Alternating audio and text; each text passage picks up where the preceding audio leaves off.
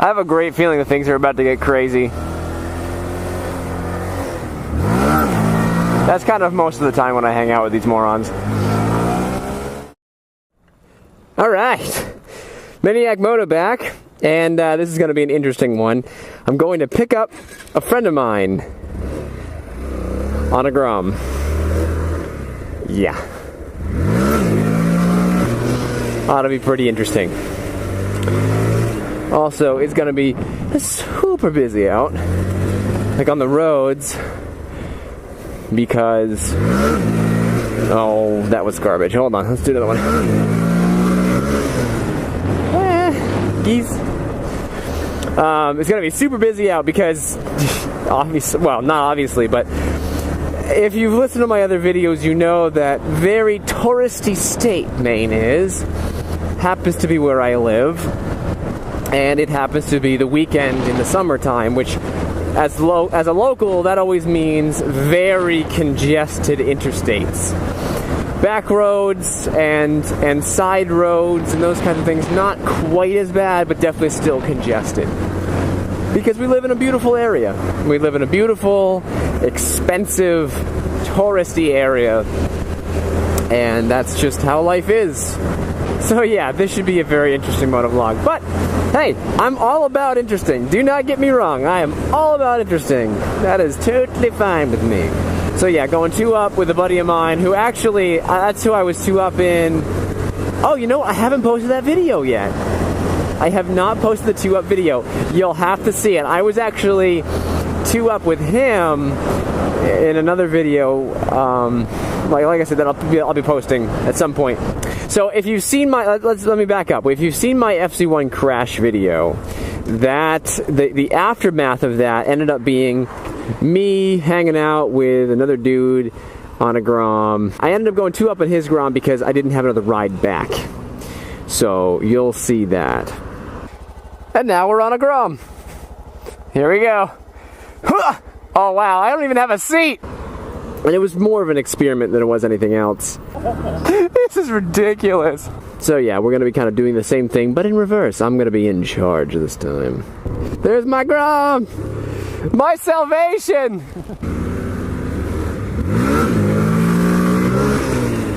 Oh my goodness, no. Oh, I was hoping it wouldn't be this bad. Excuse me, can I just squeeze through? How mad would you guys be if I started lane splitting? Wow, there's a lot of traffic. This dude wants my spot real bad. Go ahead, dude. You're the ip switcher. Oh. Appreciate it. It's so interesting being a technical person, being a upper echelon person. No, not upper echelon. But being somebody who's higher level than the menial laborer, because you get certain perks being a sort of a skilled individual. You know, employers treat you differently, staff treat you differently, people tend to treat you differently because you're doing things that they weren't able to do, that they aren't able to do. And it's a very different feeling. I won't say it's a good feeling per se, because on the one hand, you've got more people relying on you. You know what I mean? There are more people that are relying on your skill set. So in that very way, you know, it's a bit of it's more responsibility. It's going to be more responsibility. But on the other hand, you get treated with a lot of respect and a lot of dignity. And I like that. I like the fact that I'm kind of treated with the dignity that I kind of deserve, because I've trained for it, because I've put the time in, I've put the effort in, and I have the technical ability. You know, in my perspective, in my job, I have the technical ability. In some people's job, they have the accounting knowledge, they have the management, the administrative knowledge. These people that are very good at certain things, you know, skilled people in their field, and they get a certain level of respect, extra respect that the menial laborer does not get.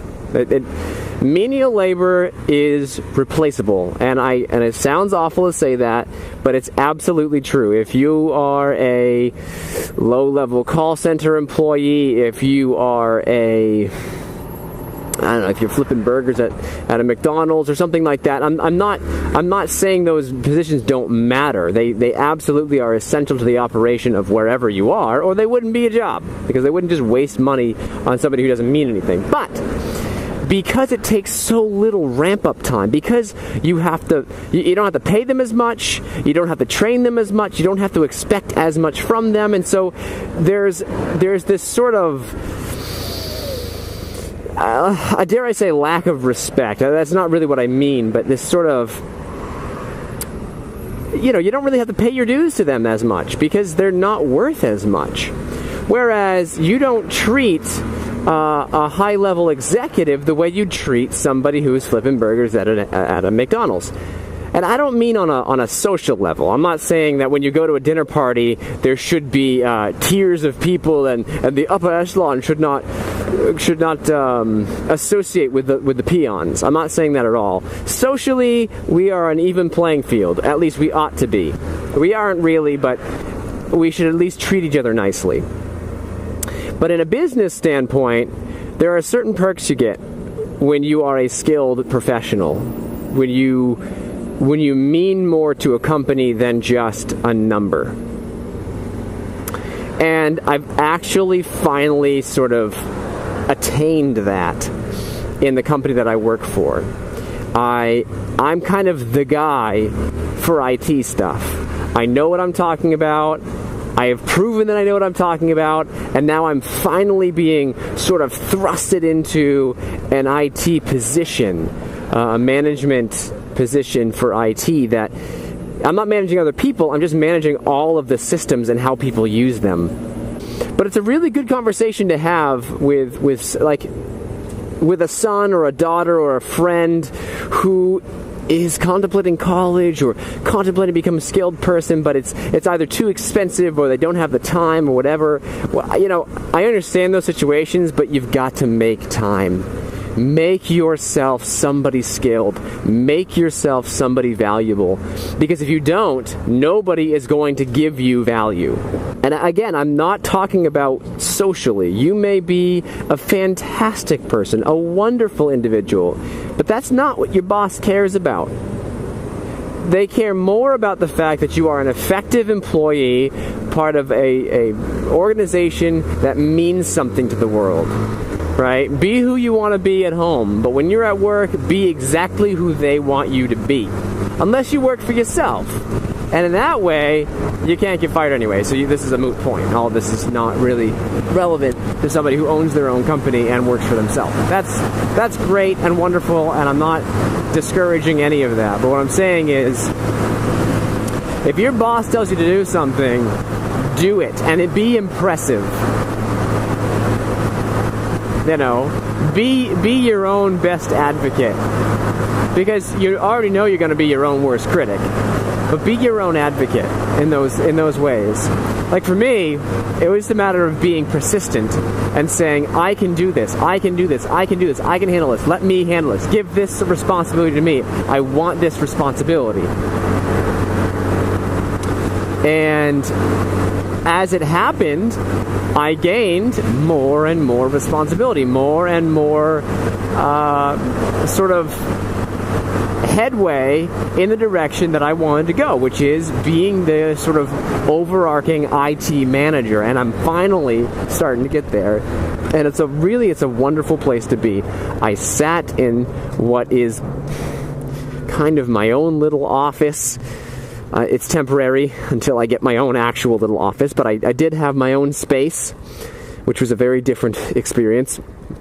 And I sat there and I studied. I studied for a little bit because they're hiring me right now to be a thinker. They're hiring me right now to be the guy that they go to for their IT questions, for their IT needs, to sort of keep everything running properly, but also make sure that everything is up to date. And you can't do that without studying. And to be able to sit down and just learn about what's available to better effectively run the company's IT was the most liberating experience. And that's almost all I did today. Of course, I supported the equipment. I had to do a couple of fixes on things, got some billing situations figured out, and blah, blah, blah. But ultimately, most of what I shouldn't say 90, like 80%, 70% of what I did today was I sat in my chair and I studied how to improve our network, how to more effectively utilize the resources that we have, and also how to more effectively utilize the money that goes into the IT. Because we were outsourcing for a long time, and while that's great for some small businesses, the way that we were doing it was not exactly ideal. And we're too large of a company now to not have a person dedicated to information technology management. So it's just, all of that culminates into, we need somebody who is on site, who knows what the heck they're talking about, and knows us to a point where, to a degree that, they can effectively research, study, and then implement what they've researched and studied. Implement those solutions in a way that all the business sees, all the management personnel see, is a well-maintained, properly running network that does exactly what they expect it to, when they expect it to, and has zero blips. And I haven't gotten to that second part because I haven't been thrust into power yet. I shouldn't say it that way. I haven't actually been put fully in charge of the IT, but we're working toward that. And that is a good thing. Very, very good thing. So, it's been great. It really has. And I wonder if it's going to last. I don't know if it will. Because a lot of management personnel don't understand how essential it is to have capable and accessible IT staff. Especially when you've got a small to mid-sized business who is 100 users or more. We're coming up on where Jono is supposed to be. He's going to have to take my backpack. Hey, there's the ruck. So I'm assuming that that's Jono.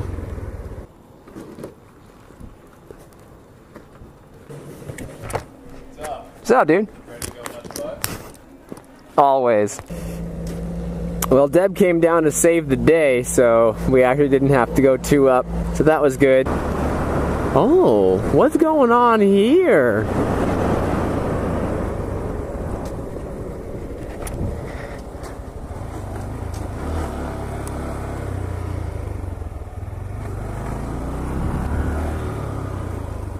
What's going on?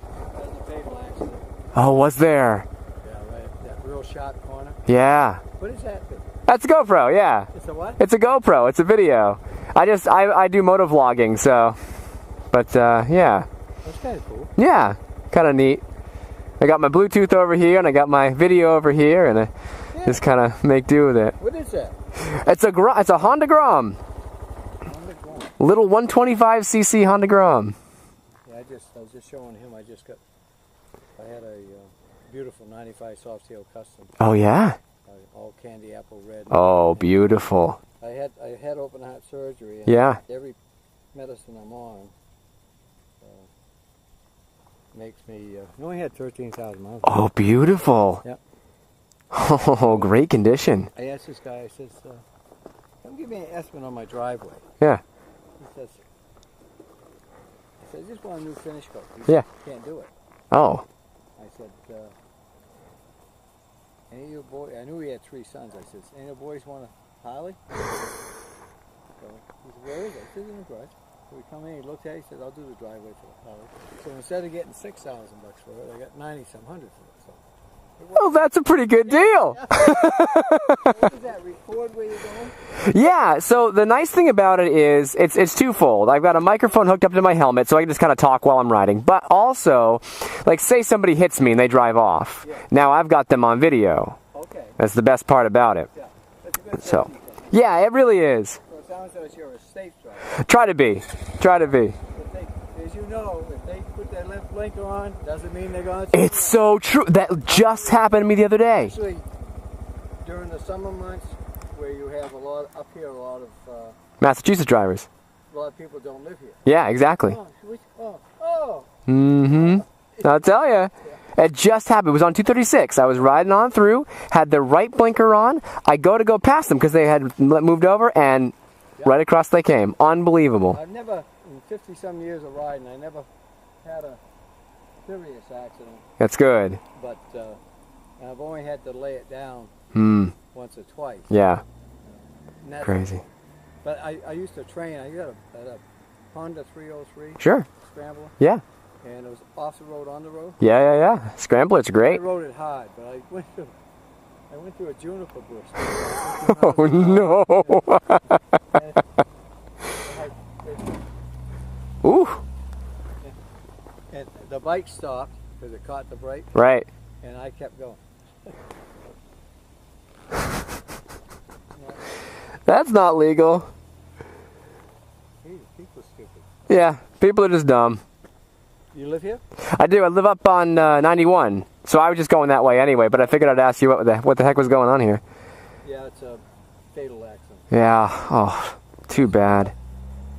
Casualty in Vietnam. I don't need to go see anyone. No, that's it. Well, hey, you have a good day. It's nice talking to you. Yes, you too. All right, take care.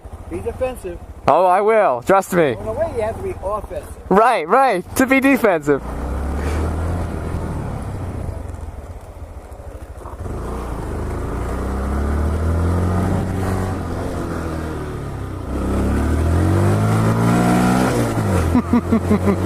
What a nice dude. Oh, that's too bad though. Fatal accident. That really does suck. Oh. So funny what he said though at the end of it. He's like, I'm a Vietnam vet. I don't need to see any more fatalities. He was like, oh no. Oh man. I mean, hey, thank you for your service. That's great. Like, I appreciate. But wow. Wow, what a cool guy.